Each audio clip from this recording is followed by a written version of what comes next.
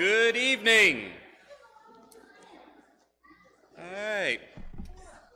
I will be leading 647, 647. I'll be leading the first and last verses. 647.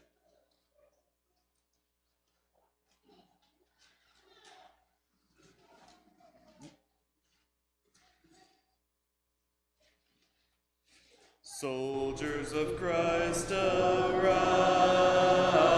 and put your armor on, strong in the strength which God supplies.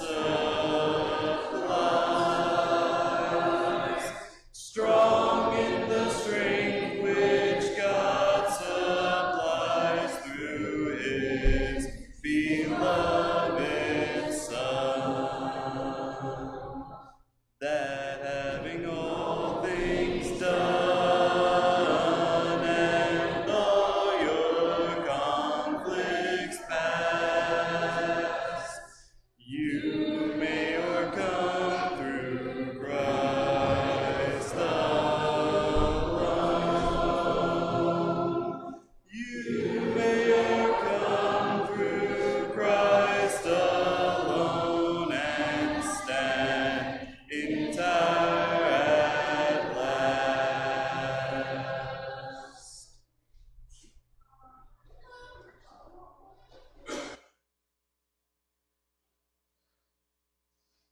Good evening. Adjust this thing and get it in range of my vision. Tonight, I would like to begin in Romans chapter 8, if you would like to turn there. Romans chapter 8, and I will be reading verse 28. And we know that for those who love God, all things work together for good, for those who are called according to his purpose. A while back, I heard a story, and some of you folks may have heard this story as well. But it goes something like this. There was a city preacher who got a job at a congregation in the country. And he was having lunch with some of his members of the congregation, and there was an old farmer there that was a member of the congregation. And the preacher asked this farmer to give thanks for the food before they ate. So the old farmer bowed his head and he began to pray. And he said, Lord, I hate buttermilk. He said, you know I don't like lard.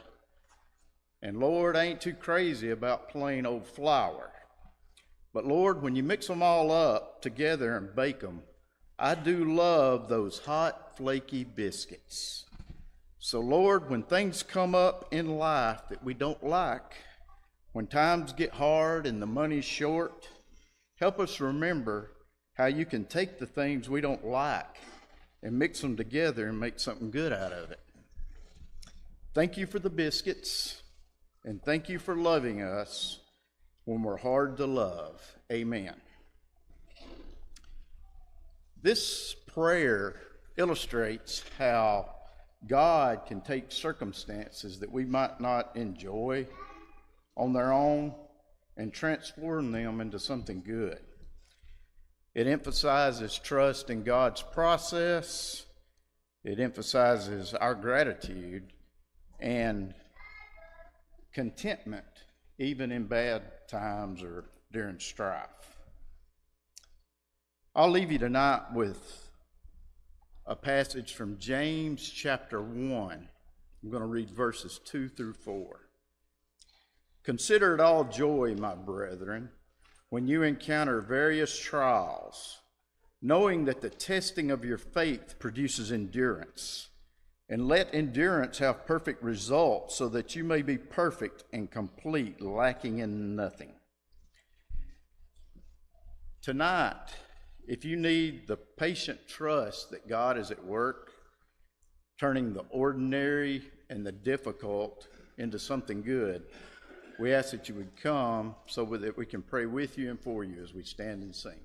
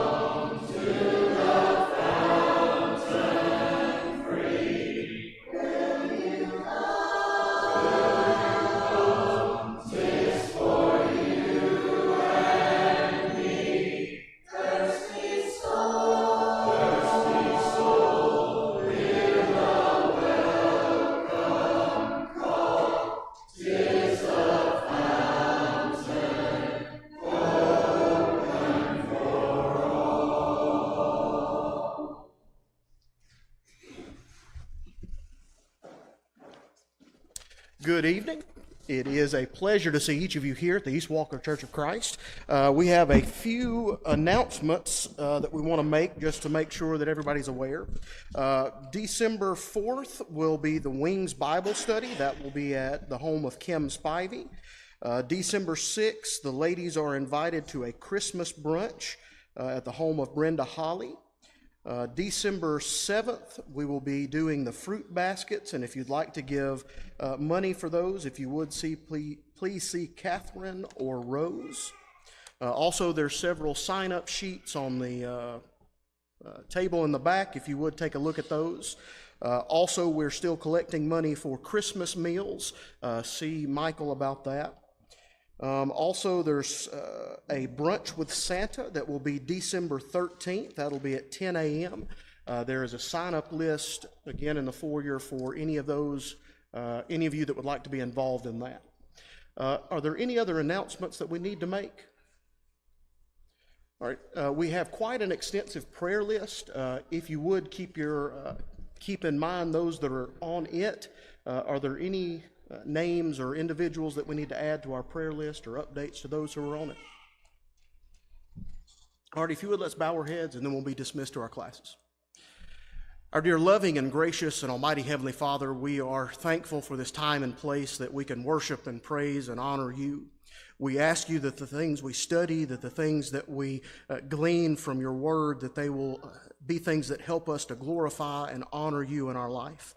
We thank you so much for Jesus. We thank you so much for the peace and the comfort that we can have because of the blood that he shed for us. We ask you to please be with our classes. Please be with us as we go throughout this week. And it's in Jesus' name we pray. Amen. Classes can take their places now.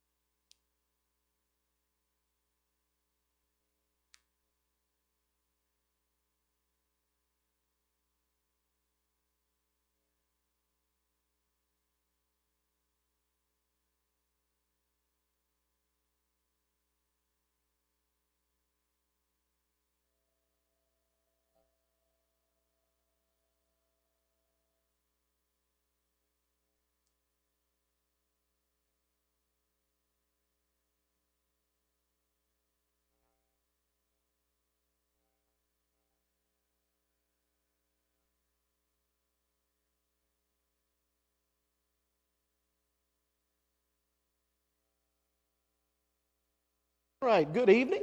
We are continuing our study in the book of Judges. We got to the end of chapter 8, not last week, but the week before that. Again, this book is essentially a very brief history of this statement. And that is, in those days, everyone did what was right in their own sight. No king in Israel. It's that thought that there was no leader, no central guide for Israel, apart from these judges that we're going to see, these big standout moments. And because of that, because of their desire to keep looking for a leader, they keep essentially falling further and further away from God. Breakdown of this, again, about 4 different sections. We're still in that section number 2 there, looking at the individual judges.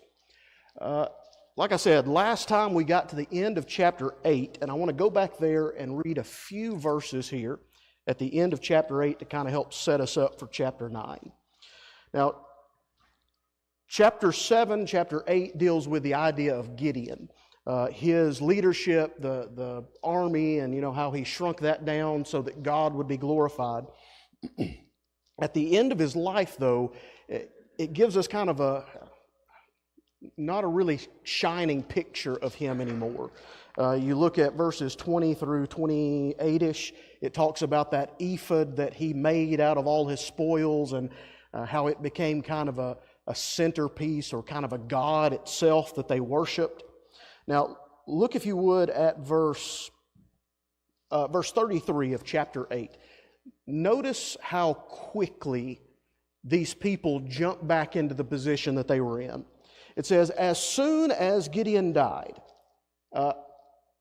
how more direct can you get than that? How long did they wait? As soon as he died. I mean, that's the image, right? They were okay, he died, and then they said, all right, he's gone. Let's jump back into what it is. So, as soon as he died, the people of Israel turned again and whored after the Baals and made Baal-berith their god. Verse 34, and the people of Israel did not remember the Lord their God, who had delivered them from the hand of all their enemies on every side. Now, just look at verse 33 and 34. What's the setup for Israel? Where are they at now? What position are they in with God? That's the nice way to put it, right? They're in trouble. They've messed up again, right? Gideon came, drove out the Amorites. Remember that confrontation with Ephraim's group? Why didn't you let us help you? And he said, well, go on and take the rest of it. And then they went back home. And then we get into chapter 9. Gideon's gone. They're dead. Now we're introduced to, I guess, his children, though we're really only given 2 of the names here. If you remember back at the end of chapter 8, they were kind of asking Gideon here, why don't you be our leader? Put us in charge. He rightfully said, that's not my position, right? I'm not going to be a king over you. Notice the first 3 verses of chapter 9.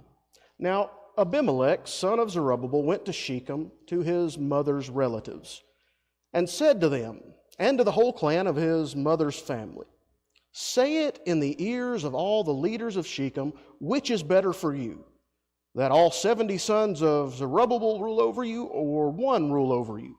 Remember also, I am of your bone and your flesh. And then verse 3 talks about how the mother's relatives went on and spoke what he wanted them to. What's the setup here? What does Abimelech do? He's one of 70, even though he's son of a concubine. He's kind of I guess we'd say, lesser in the family structure. But what does he do? Kind of gave you a hint up there. Power play. He wants to be in charge, right? From the way he sets it up, from the way he phrases things here, why would you want 70 people over you when you can have one? Now, that sounds like he wants to be the one, right? His mindset is, okay, mom, relatives, go talk to all the leaders, go convince everybody, push my name. You know of anybody that falls into this, or have you ever seen this situation play out in your life before? Where positions of power and influence, family dynamics come into play. Mom, do this. Family, help me get that. Not always bad, but here the thought is he wants to be king. So he says to his mom, he says to his mother's family, go and tell them to put me in charge. What's the problem with this?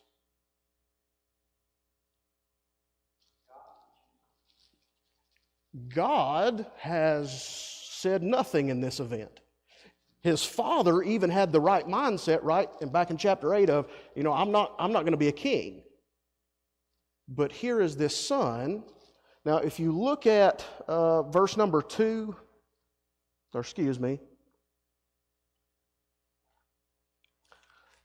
go back to chapter 8. It's verse number 31. It says, and his concubine, speaking of Gideon, had 70 sons. Then verse 31, his concubine who was in Shechem also bore him a son, called his name Abimelech. So, again, I'm not sure if this is Abimelech's included in these 70 sons, or if it's 70 sons, and then he had Abimelech with a concubine. The thought is, he had his family over here, And then he had this other one that was kind of outcast, or at least separate from the rest of the family. Sadly, we're going to notice this same setup again. I think it's chapter 11 that sets this forward. But the thought is, Abimelech disliked his family, right? Any of you dislike maybe people, or portions, or maybe attitudes in your families? I think that's normal, right? Human nature, we butt heads, we have differences of opinion, but notice what he does. Verses 3 down through about 4 or 5, he goes in, murders all of his brothers except for one named Jotham. Then Jotham is essentially scared, hiding in the hills, and then he sees Abimelech kind of down there murdering his family. And for the moment, he gets the courage to stand up and shout out to them. So that's the image here. You have Abimelech, the son of Gideon, killing all of his brothers save one, and then this brother standing up and saying, Abimelech, people of Shechem, you messed up. Now, if you look at verses 7 down through about verse 21, that's kind of this whole section of Jotham speaking. He gives this, he uses this imagery of a tree or a forest. And he says the people or the trees were looking for somebody to rule over them. And they go to the olive tree, they go to the fig tree, they go to the vine tree or the vine. And each of these trees, each of these plants essentially say something to this effect. Why am I, or why should I leave this area of abundance that God has given me? This area where I can work, this area where I can be fulfilled, why should I leave it in order to be king over you? Now they get to the bramble, and the bramble says, sure, I'll be king, and you can come and take, shade and rest under my shade. But then Jotham goes and says, here's what this means. If you treated my family well, or the family of Gideon well, and if this whole interaction in chapter 9 was meant for good, then y'all are all right. But if not, then the same thing's going to happen to you. Now, go back to chapter 8 very quickly, verse 35. They did not show steadfast love to the family of Zerubbabel. That's how chapter 8 ends. They cast him aside. They listened to this son of a concubine, not that that makes him less of a person, but that makes him less valuable to their family structure. So they look to, the other people of the city look to this man and say, we want him as king. Now, if you look at the end of the chapter here, kind of the second half of this from verse 22 on, you find a really, if it wasn't so sad, it would be funny kind of situation. Because here is Abimelech, this man that just murdered essentially his entire sibling, all of his siblings, save one that got away. And then he goes and becomes this king, becomes this leader of this situation. Verse 26, though, we're introduced to a man named Gaul. And essentially the same thing happens with him. Notice verse 26. Gaul, son of Ebed, moved into Shechem with who? With his relatives, right? Finish that out. Then the leaders of Shechem put confidence in him. So it seems to be kind of a similar thought there, right? Here Gaul comes in to Shechem that Abimelech's just taken over. And he says, well, why are we letting Abimelech here be king over us? He's part of those people down there. He's from Gideon's line. Verses 29, what would this people say, or what would this people were under my hand? Then I would remove Abimelech, and I would say to Abimelech, increase your army and come out. Here's the thought. He gets there, he gets with his family. The leaders kind of puff him up a little bit. And he says, well, why are we letting Abimelech be in charge? Am I not your family? Right? There's his relatives, and then they go to the leaders. Similar situation to the beginning of the chapter, right? that seems to be what's setting up there, that he's of the concubine of the people of Shechem. So some of those, I guess, the remnants that were left over. So again, not that he's not blood, but he's just less than them.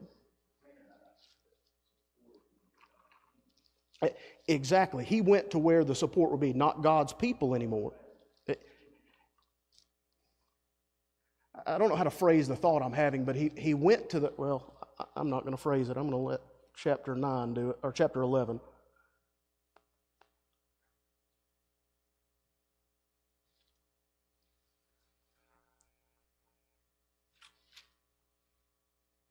Oh, wait, no. It's in chapter 9 again, verse 4. Once they hired Abimelech and to go and kill his brothers, what kind of people did he hire with the money they gave him?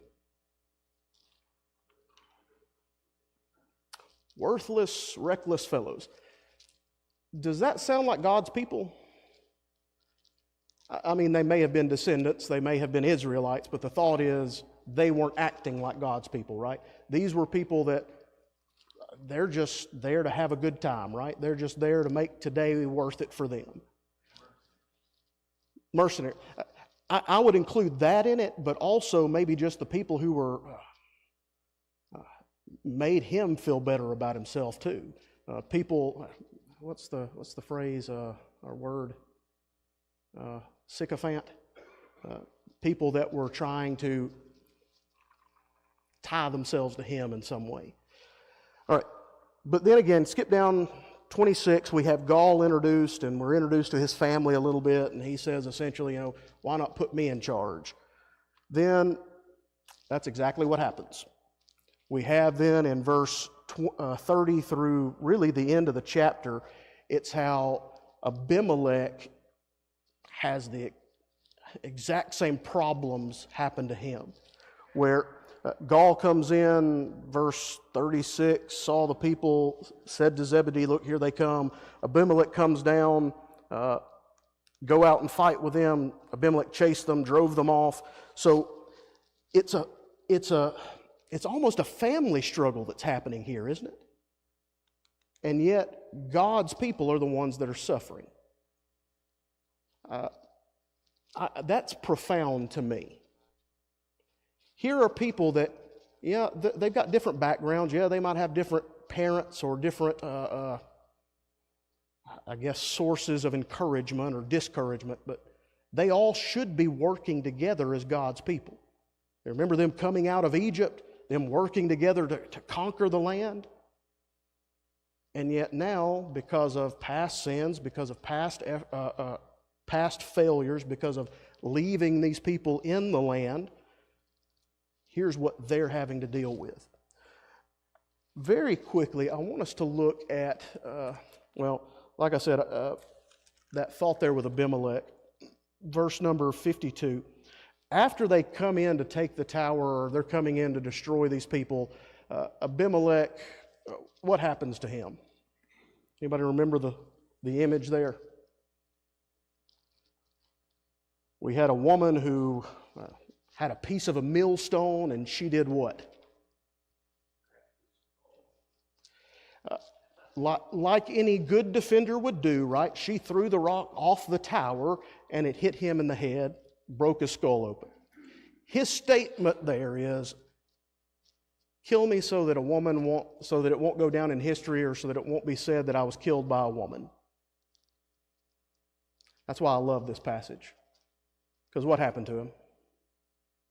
Now, the man ran him through, right? But who put him in that position? A woman. He was killed by a woman who was tossing a rock. The image there is, here's Abimelech, who thought he was this big, strong military leader and probably was good at fighting. But he goes into this battle after having killed his brothers, and he comes back, and it's a lowly woman. Please, ladies, look, I'm using quotations. Lowly woman that killed this man. Now, throughout history, he's known as the guy that turned on his family and was killed by happenstance. Now, for this chapter, again, my focus is why. Why all of this death? Why all of this destruction? and it boils down to verses 56 and 57. It says, "Thus God returned the evil of Abimelech, which he committed against his father in killing his 70 brothers.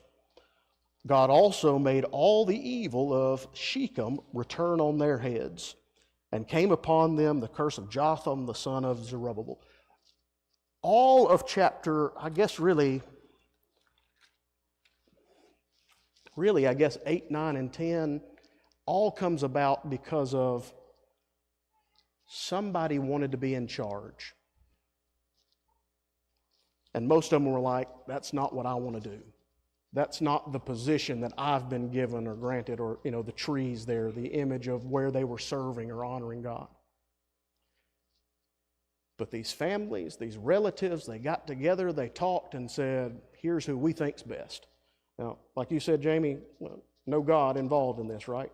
No message or no outline from God saying, here, I want this guy to be in charge, or here, this guy's going to be the next judge to set up and, save them.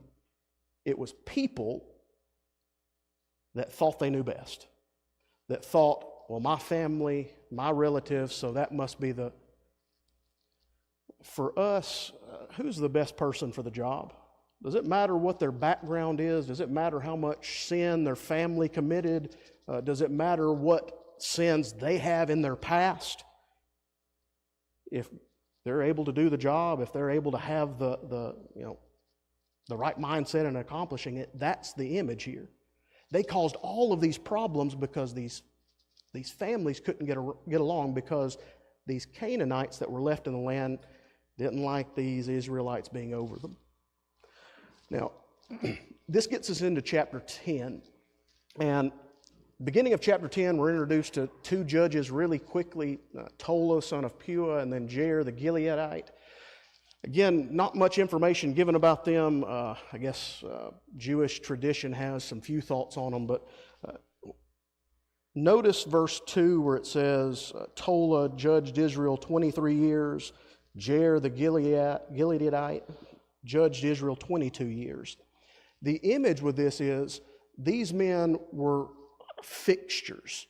These men were solid in their community. It wasn't like go to Abimelech. I think he only served or judged or was in charge for 3 years or so. The image there is these men seem to have some stability to their judging or their reigning. All right, that gets us in, gets us to verse number 6. And this is exactly the same thing that happens every time. The judges came, the judges served, they delivered, and the people did what after they passed away or left? Right back to where they were going. Now, look how it's phrased, though, in this one, because it's kind of even worse than they had before. Notice verse number 6. It says, "And the people of Israel did what was evil in the sight of the Lord, served the Baals and the Ashtaroth, the gods of Syria, the gods of Sidon, the gods of Moab, Ammonites, Philistines. They forsook the Lord and did not serve him." Now, I think that's the key part there, that end one. Does it matter who they were serving, which other god they were, had in their home or in their little idol room or whatever? The thought was they took this message, this covenant, this relationship with God that gave them the land they were on, and they set it aside in favor of the gods that their God had already defeated. And that's where the message of this comes in. Now, notice the phrasing in verse number 11. They cry out again, they're oppressed, but verse 11 says, "And the Lord said to the people of Israel, did I not save you from the Egyptians, the Amorites, the Ammonites, the Philistines, the Sidonians also, the Amalekites, the Manoites, oppressed you, and you've cried out, and I saved you out of their hand." What is he saying? I saved you from everyone. Everything you have, every place that is peace and comfortable, every time that you have needed something, what have I, your God, done? They're in your hands, right? Provided for them. Whether it's the physical, daily necessity kind of things, or it's these these fights that they're having to wage. But what did they do? 13, yet you have forsaken me and served other gods. Now, notice this next statement, because that's kind of terrifying to me. Therefore, I will save you no more. Now, if you're an Israelite and you're in the middle of this oppression that maybe it wasn't even your fault, right? Maybe you're a teenager or 20s growing up and you're born into this, right? And you're living in this world that has been filled with sin, where people have made poor choices. You get where we're going? Does this seem how our world is too? These people are told by God, you have sinned and I'm fed up with it. My thought with this is, as a parent, I have gotten to the point where I have told a kid, I am fed up forgiving you for something. Y'all ever had that thought? A mistake that just keeps happening? Now, oftentimes I have to back up and say, I did that as a kid, or I messed up the same way, or whatever that is. But the thought here is God is saying to these people, this nation, I'm tired of y'all. I'm fed up with I am not going to save you anymore, because look at all I did, and you keep throwing me aside. Now, how would that make you feel if, I guess he uses the relationship between a husband and a wife, or a master and a servant. How would you feel if the person that was supposed to take care of and provide for you, the person that you were taking care of and providing, always did this? I don't care what you gave me. Well, you gave me that yesterday, so what about today? Where's my manna now? Where's my quail?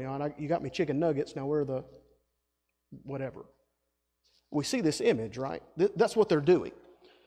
But notice what happens. Verse 14, go and cry. Now, I love this statement by God. Go and cry to the gods whom you have chosen, and let them save you in your time of distress. Now, what has God just told them in this one verse?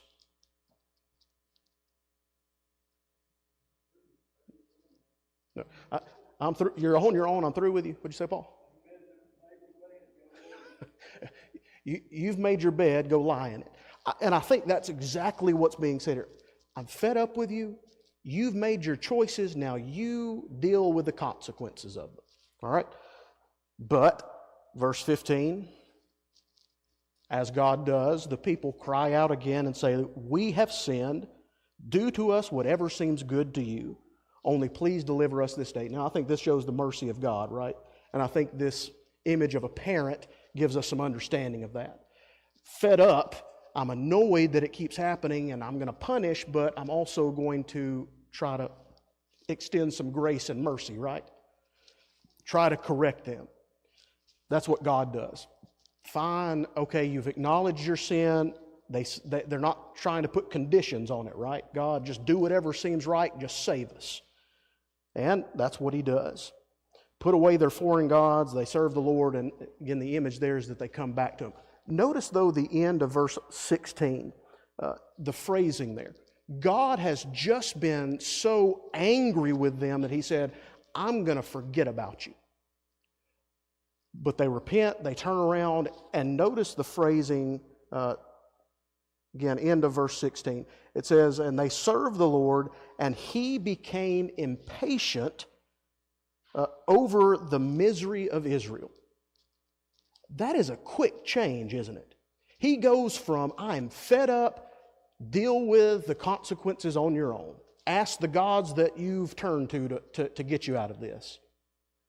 To them saying, God, we messed up. God, do to us whatever you see worthy, just save us. And now He's over here doing what? All right, I'm fed up with these people that are annoying my Israel, these people that are harassing them. I am impatient. So we see another judge come out in chapter 11. I think the key, or the most important thought, at least to me, for chapter 10 is that shift there.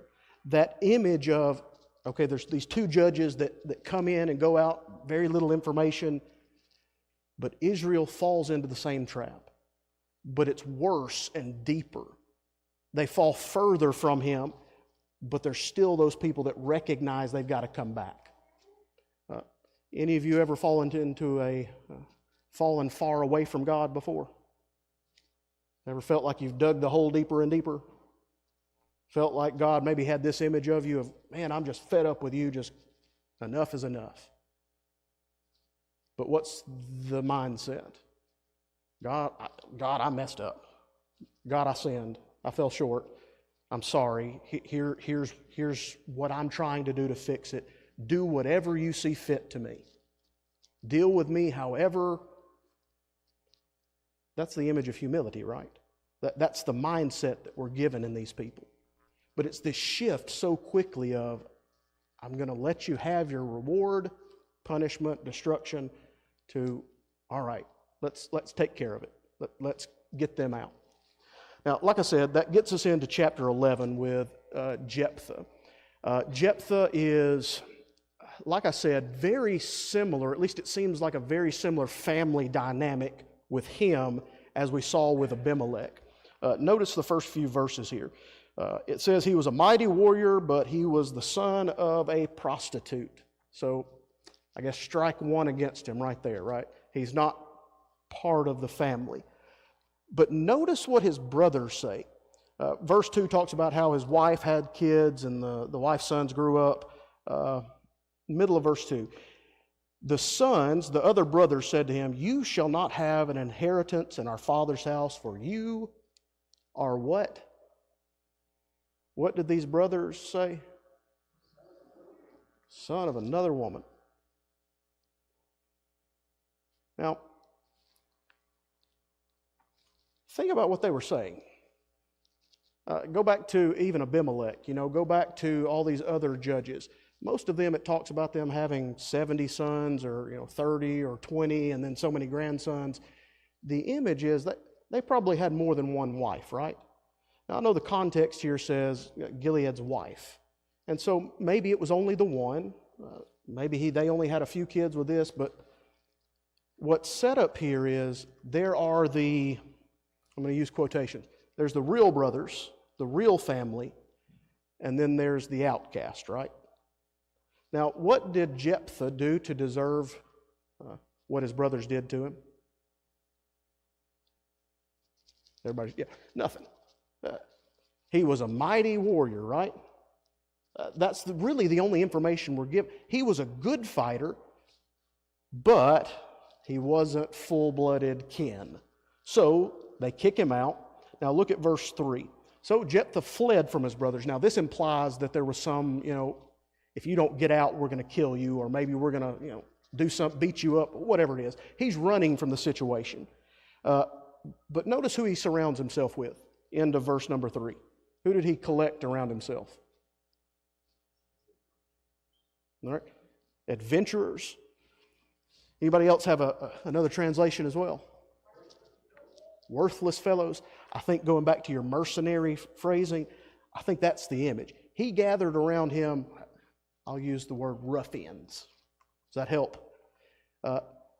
People who didn't care about God, who didn't care about others, who didn't care about anything but really themselves. That's the image. Now, where was he before he left? With his family. At least that's the image, because they ran him out. If they run him out, he's at least got to be somewhere close to them. For me, the image is, here is this family that had the black sheep, or the one that everybody looked down on, or, I don't know if it was the wives or the brothers, or maybe the brothers were scared. Well, he's a mighty warrior, so he's going to get more than us. Again, don't know the family dynamic here. But the image is, they cast him out, and he had no one. So what did he gather around himself? Whoever would come, right? Whoever he could afford, or whoever wanted the spoils of his being a mighty warrior. So he's cast out, run off from the town, or run off from his family. But guess what happens? Some army is coming against them. The town, the area where Jephthah is from, is scared. So who do they call? They call the guy they ran out, right? Now, I think this probably leans into the fact that he was probably a pretty good warrior, that, the other brothers or the other family members are there, but they're not even considered. They send out to Jephthah. Notice verse number 5. It says, "And when the Ammonites made war against Israel, the elders of Gilead went to bring Jephthah from the land of Tob. And they said to Jephthah, 'Come and be our leader, that we may fight against the Ammonites.'" Now, you notice it's the elders of Gilead here, so it's not really the family that's, choosing him. But they go to this man and bring him back. How do you think those brothers that ran him off felt? It probably wasn't a good situation, would be my thought. That there would be some animosity that went on through this. Notice verse 7. Jephthah said to these guys, "Did you not hate me when you drove me out of my father's house? Why now have you come to me?" Now, statements like this are really, really satisfying to me. I don't know why. Here are these people that dislike this man, this mighty warrior, because of who he is, his upbringing. They run him off. And now who are they crawling back to, begging to come and save them? I don't know. Those situations are always very satisfying to me. Because here is this man saying, "Didn't you guys hate me? Didn't you run me off? Didn't you..." Whatever. And now you're coming back to me and asking me. So notice what he says, verse 10. Sir?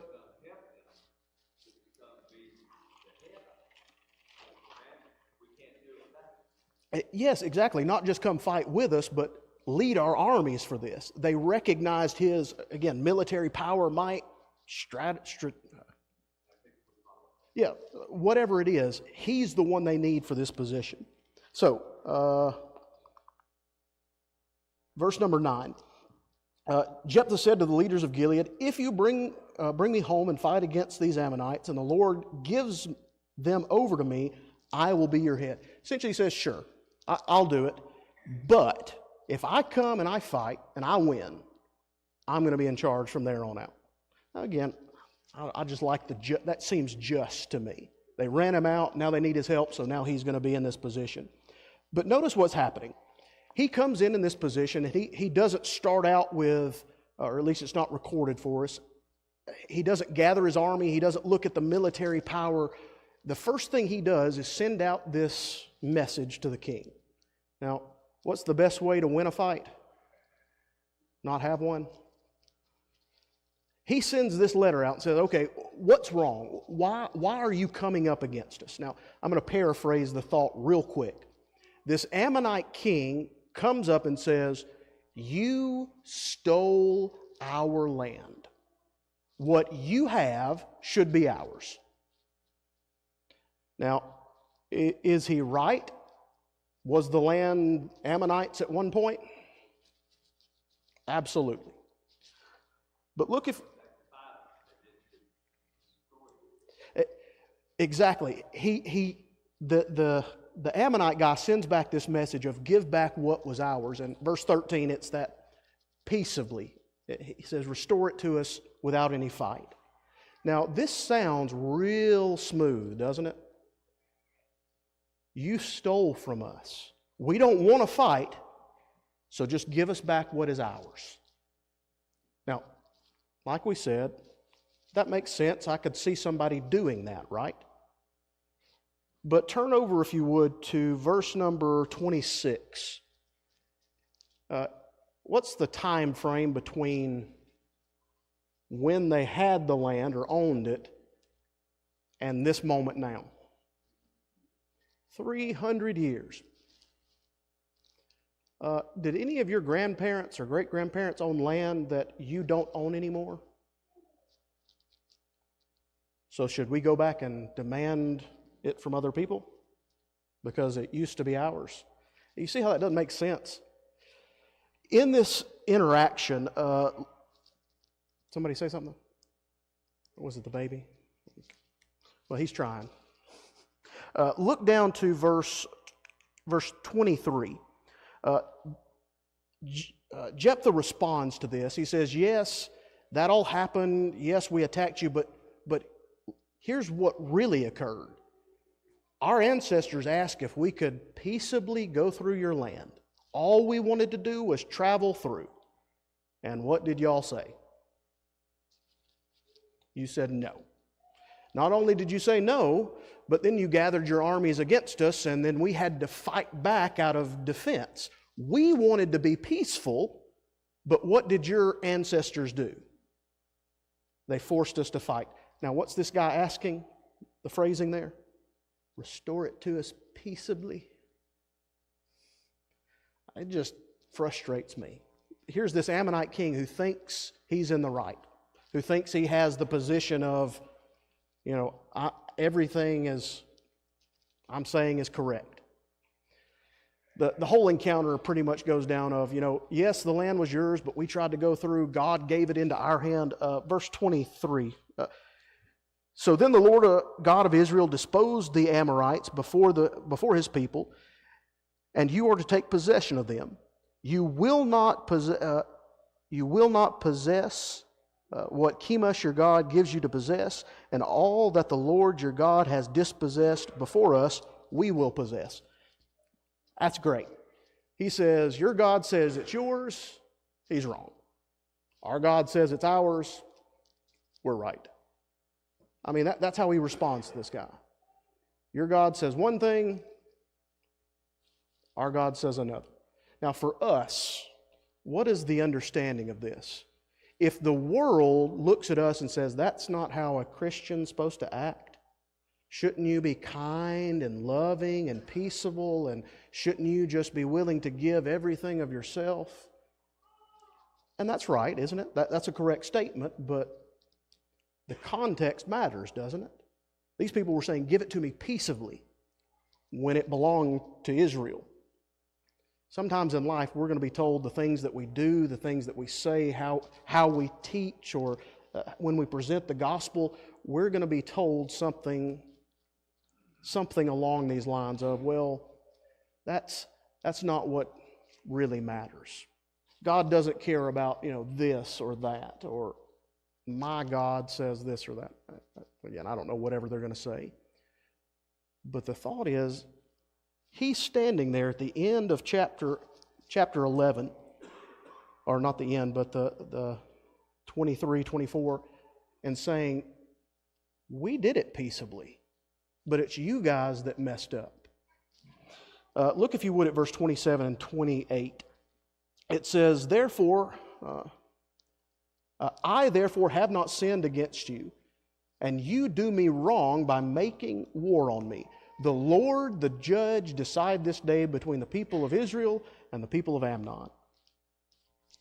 Again, I just love it, because he says, look, you're just not listening. You're not hearing the words that I'm saying. You're not listening to truth, right?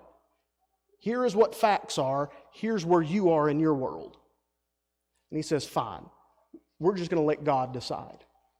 Now, I think that's a great way for all of us to settle arguments, right? Now, not the fighting, not the war that came afterwards, right?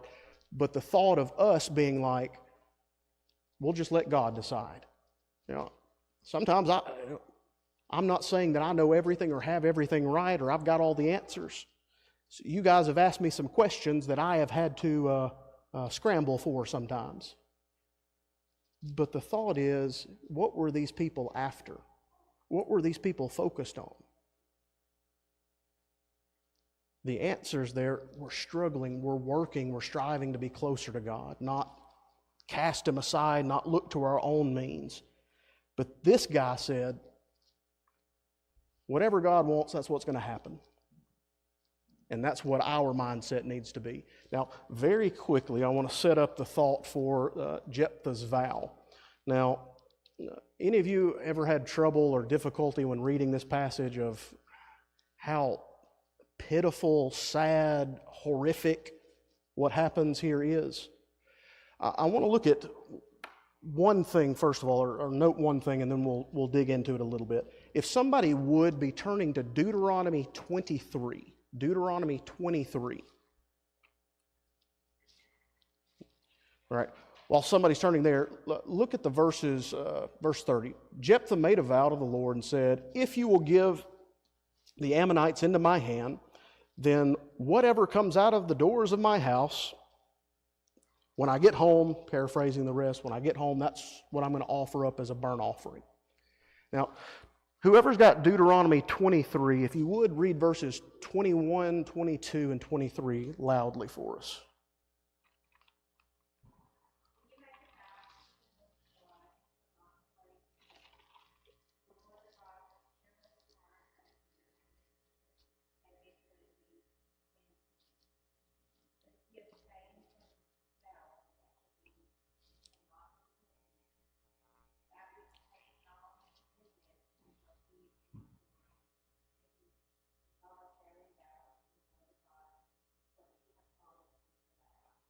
All right, the image that's set up here, or what's being described in Deuteronomy 23, is this idea of vowing something to God. Now, I know we've all had this thought, or maybe we've had something similar, or maybe you've heard of the foxhole confession kind of thing. I'm in a really bad position, so I say, God, if you will do this, then I'll do this later on. That's kind of the setup here.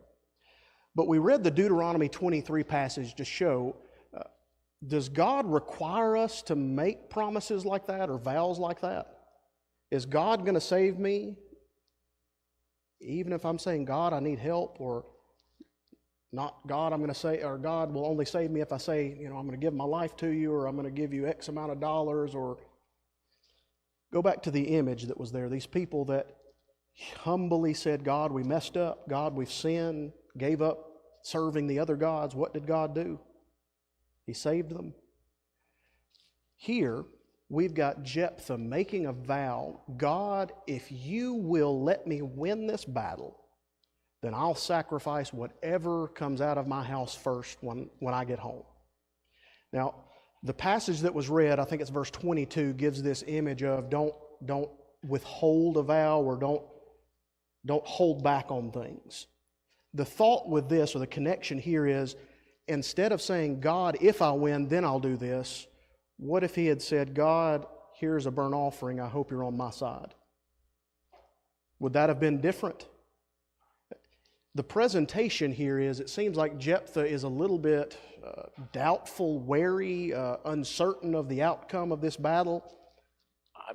I can understand that, right? Going in to face a battle, even knowing what's going on here. But he says this thought of, God, if you're going to be on my side, whatever comes out. Now, anybody have a clue why I have a picture of a house up there for this one? Because it always bothered me. Because I would never say, God, whatever runs out of my house first, I'll sacrifice to you.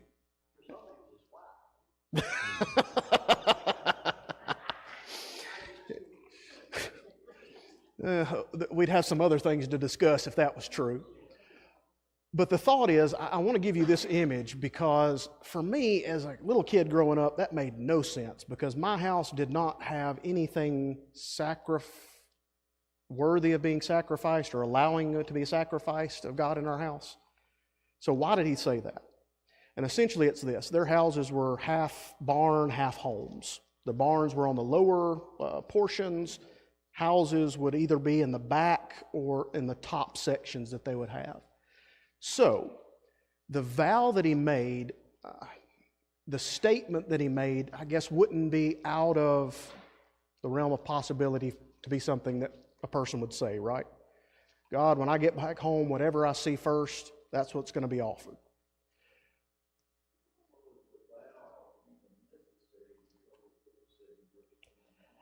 See, that's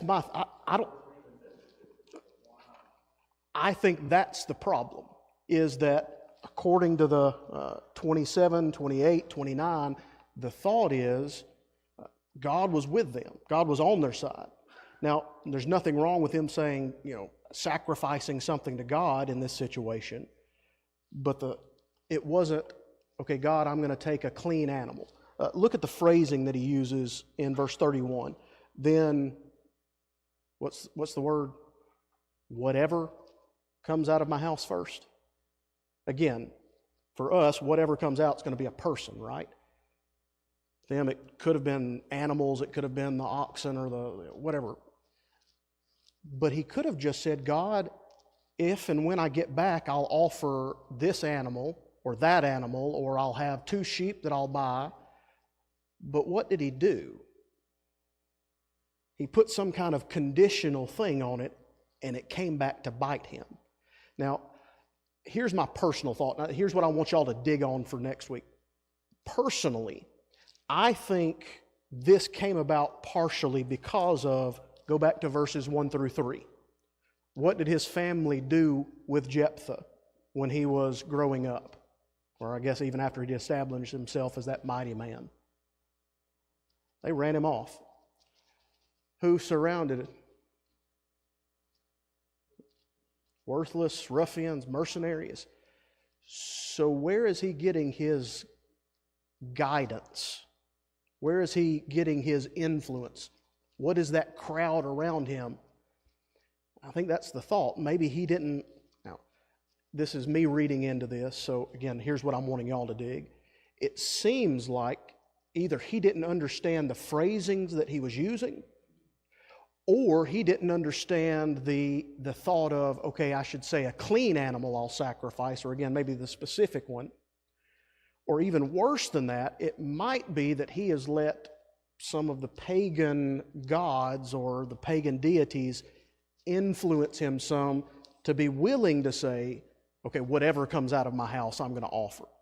Now, again, like I said, that's what I see from the first few verses and how it leads up and going back to Abimelech and the problems that were there.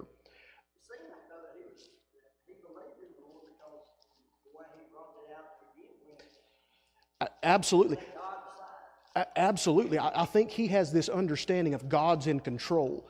But I think the problem comes in is maybe he hasn't had those Levites there teaching him as they should have been, right? He hasn't been connected with the Father that's supposed to be teaching him as he walks in the way.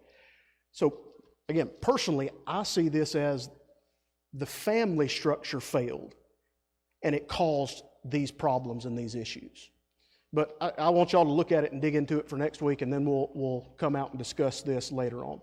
Any thoughts or comments before we close? Exactly.